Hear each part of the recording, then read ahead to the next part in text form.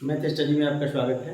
आइए आज हम लोग इन्वर्स ट्रिग्नोमेट्रिक फंक्शन के बारे में पढ़ते हैं। इन्वर्स ट्रिग्नोमेट्रिक फंक्शन क्या है?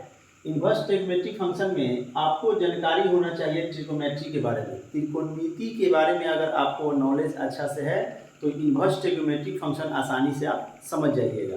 तत्काल हम लोग इन्वर्स ट्रिग्नोमेट्रिक फंक्शन के कंसेप्ट को देखते हैं। जैसे हम लिखते हैं f is a function from a to b। इसका अर्थ यह होता है कि f एक फलन है जो a से b में है। a से b में का मतलब होता है कि a के प्रत्येक अवयव का b में प्रतिबिंब प्राप्त हुआ हो। a के प्रत्येक अवयव का b में प्रतिबिंब प्राप्त हुआ है। जैसे एक हम एग्जाम्पल लेके देखते हैं फिगर से। अगर एक में अवयव है 1 2 3 और यहाँ है 2 4 6, तो a अगर यह a है और यह b है तो a के प्रत्येक अवयव का b में प्रतिबिंब प्राप्त हुआ। a के प्रत्येक अवयव का b में प्रतिबिंब प्राप्त हुआ। तो 1 का प्रतिबिंब 2 है, 2 का प्रतिबिंब 4 है, 3 का प्रतिबिंब 6 है। तो यह f is a function from a to b, मतलब a के प्रत्येक अवयव का b में प्रतिबिंब प्राप्त हुआ है। तो अगर f इनवर्स की बात किया जाए तो f इनवर्स जो फंक्शन होता है वह b से a में होता है।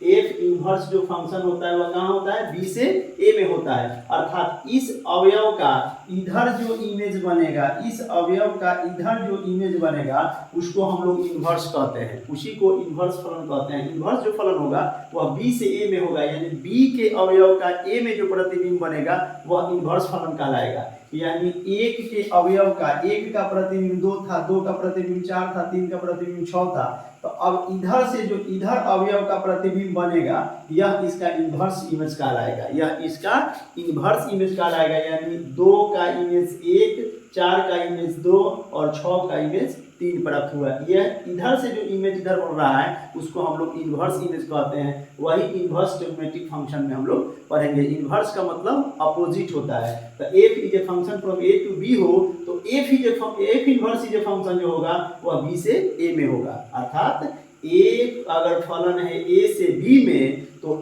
f इन्वर्स जो फलन होगा वह b से a में होगा। f इन्वर्स जो फलन होगा वह b से a में होगा। जैसे f का फलन, f वाला फलन क्या है? f वाला फलन है 1 का प्रतिबिंब 2 बना है, 2 का प्रतिबिंब 4 बना है और 3 का प्रतिबिंब 6 बना है। तो आप f इन्वर्स जो फलन होगा वह उसका प्रतिबिंब क्या होगा? 2 का प्रतिबिंब 1 होगा, 2 का प्रतिबिंब 1, 4 का प्रतिबिंब 2 और 6 का प्रतिबिंब 3। यह जो प्राप्त हुआ यह इसका इन्वर्स प्रतिबिंब प्राप्त हुआ। इसका प्रतिबिंब यह कहलाएगा।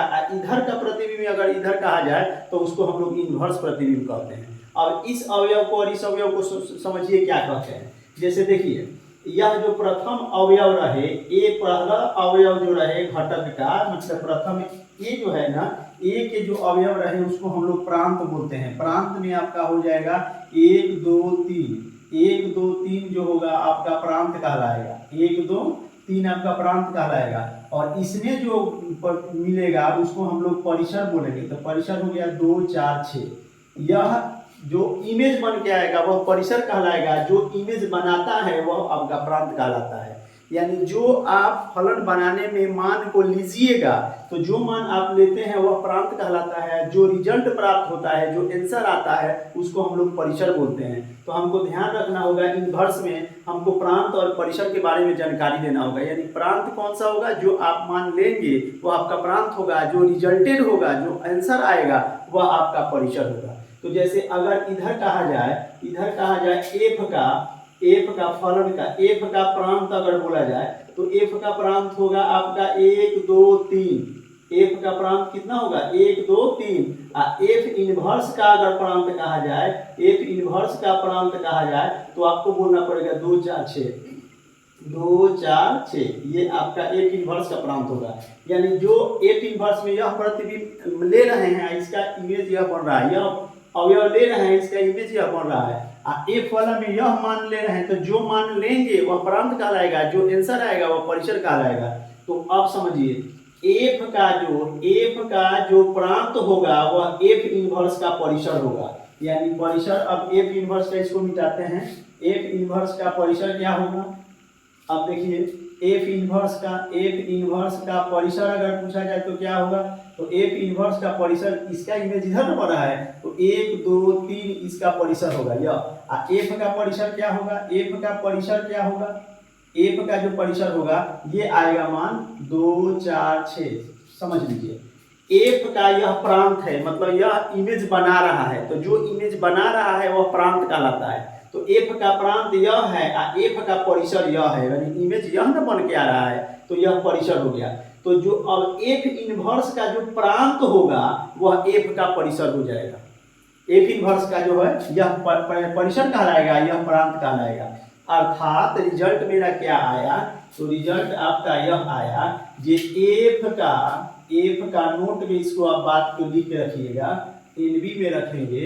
एनबी में क्या होगा, जे एफ का जो प्रांत होगा, एफ का जो प्रांत होगा वह एफ इनवर्स का परिसर होगा, परिसर होगा और परिसर होगा। और दूसरा का नंबर क्या है, अगर एफ का जो परिसर होगा वह एफ इनवर्स का प्रांत होगा। यह याद रखिएगा, जब एफ का प्रांत होगा, जो फलन का प्रांत होगा वह एफ इनवर्स का परिसर होगा और जो एफ का परिसर होगा वह एफ इनवर्स का प्रांत होगा। यानी एफ का जो प्रांत जो मान लेते हैं वह एफ इनवर्स का परिसर हो जाएगा, जो एफ का मान लेते हैं वो एफ इनवर्स का परिसर हो जाएगा और जो एफ का परिसर होगा, जो आंसर आएगा वह एफ इनवर्स का प्रांत हो जाएगा। अब आइए हम लोग त्रिकोणमिति से रिलेटेड इनवर्स पढ़ना है, तो त्रिकोणमितीय में किसका किसका इनवर्स किस प्रकार निकालेंगे पहले ये समझ लेते हैं। यानी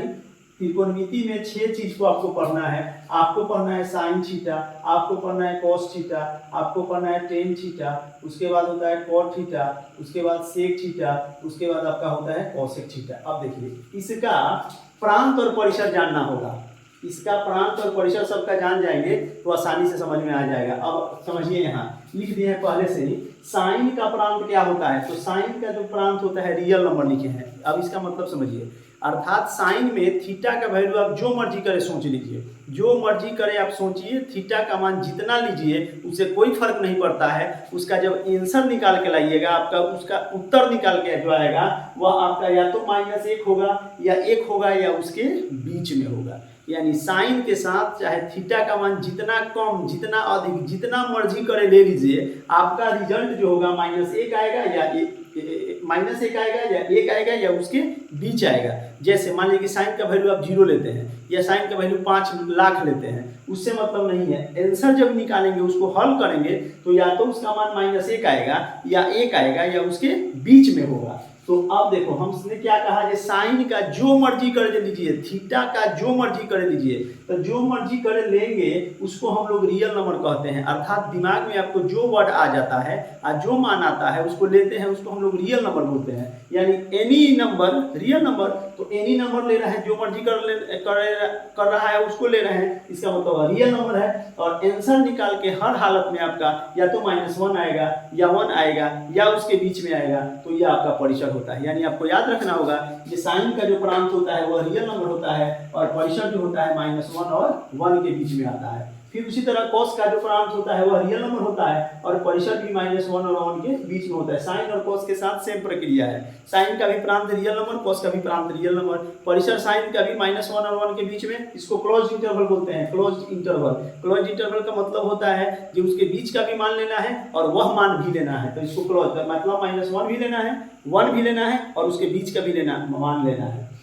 अब 10 का जो प्रांत होता है वह रियल नंबर होता है, लेकिन 10 में π/2 जो लिखे हैं 2n + 1 π/2, यानी जहां 90 वाली बात आ जाए, 90 के साथ कोई मान दिया हो, जैसे 2π/3 नहीं 2π 3π/2 5π/2 7π/2 9π/2, मतलब जितना π/2 आता है वह मान 10 के साथ नहीं लिया जाता है। क्यों? क्योंकि उस मान पर π/2 पर वह अपरिभाषित हो जाता है, इसलिए वह मान को नहीं लिया जाता है। लेकिन 10 का परिसर जो होता है रियल नंबर होता है, कॉट का जो परिसर होता है प्रांत होता है वह रियल नंबर होता है, लेकिन n को छोड़कर n नहीं लिया जाता है। 10 के परिसर में n को छोड़कर, और परिसर जो होता है रियल नंबर, प्रांत रियल नंबर लिया जाता है लेकिन n को छोड़कर, और परिसर जो होता है रियल नंबर होता है। अब उसी प्रकार अगर हम 2 मान बचा आपका दोस्त, कौन सा मान बचा, एक बचा सेक, तो सेक एक्स का जो प्रांत होगा वह सेक एक्स का जो प्रांत होगा वह रियल नंबर होगा, लेकिन किसको छोड़कर, तो 2n + 1 π/2 को छोड़कर, 2n + 1 π/2 को छोड़कर जो प्रांत होगा। और परिसर कितना होगा, तो परिसर भी होगा, तो आपका परिसर भी रियल नंबर होगा, लेकिन किसको छोड़कर, तो आपका -1 और 1 को छोड़कर। सेक का प्रांत रियल नंबर होगा लेकिन π/2 को छोड़कर, और परिसर जो होगा रियल नंबर होगा लेकिन -1 और 1 को छोड़कर, उसके बीच वाले को, -1 और 1 के बीच वाले को छोड़कर। इसका मतलब होता है ओपन इंटरवल। ओपन इंटरवल का मतलब यह वैल्यू को नहीं लेना है, इसके बीच के वैल्यू को लेना है, यानी रियल नंबर लेंगे लेकिन -1 और 1 के बीच के वैल्यू को नहीं लिया जाएगा, मतलब परिसर में आंसर नहीं आएगा। अब उसके बाद 4 के बाद 5, ये छठा नंबर है आपका कौशिक। तो कौशिक का जो प्रांत होता है हुआ, कौशिक का जो प्रांत होता है वह भी रियल नंबर होता है, लेकिन किसको छोड़कर, तो n पाई को छोड़कर। n पाई प्रांत में नहीं दिया जाता है। और परिसर जो होता है वह भी रियल नंबर होता है, लेकिन फिर वही बात -1 और 1 को छोड़कर, -1 और 1 को छोड़कर, यह आपका परिसर होता है। तो आपको याद रखना होगा ये sine cos tan cot sec cosec का प्रांत क्या होता है और परिसर क्या होता है। अगर आपको ये ध्यान में आ जाता है, अगर आप इसको याद कर लेते हैं, समझ लेते हैं, तो बाकी के क्वेश्चन आपको आसानी से समझ में आएगा। आप बाकी के क्वेश्चन को समझने के लिए आपको मेरे अगले वीडियो से बने रहना होगा और देखना होगा, मेरे चैनल को सब्सक्राइब करना होगा। तब तक के लिए धन्यवाद।